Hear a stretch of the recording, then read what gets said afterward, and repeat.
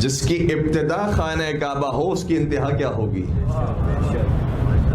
اور کسی نے کیا خوب کہا کہ نور سے نور جلی پیدا ہوا، سارے دنیا کا ولی پیدا ہوا۔ قل هو اللہ احد نے دی صدا، لم یلد کے گھر علی پیدا ہوا۔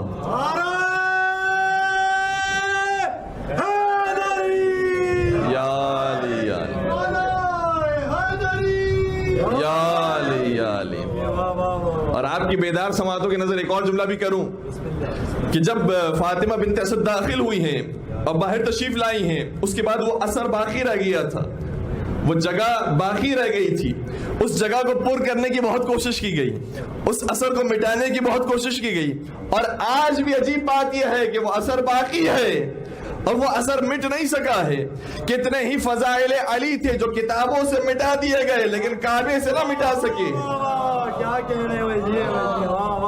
اور کسی نے کیا خوب کہا، عجب ایک کہانی ہے یہ منکر اور کعبہ کی، ادھر سے شک نہیں جاتا ادھر سے شک نہیں جاتا۔ یا علی یا علی یا علی یا علی مدد ہے۔ تو فاطمہ بنت اسد جب تشریف لے جا رہی تھی اس وقت دیوار پھٹی ہے، اور دیوار پھٹی ہے، دروازہ نہیں کھلا ہے۔ دروازہ کھلتا بھی تب بھی خواتین ڈر جاتی ہیں، دیوار پھٹنے سے تو مرد ڈر جایا کرتے ہیں۔ لیکن فاطمہ بنت اسد وہ ہے جو پیچھے ہٹنے کے بجائے آگے بڑھتی ہے، کیونکہ اگر فرار کی ماں ہوتی تو فرار کر جاتی، یہ حیدر کرار کی ماں تھی لہذا آگے بڑھ گئی۔ یا علی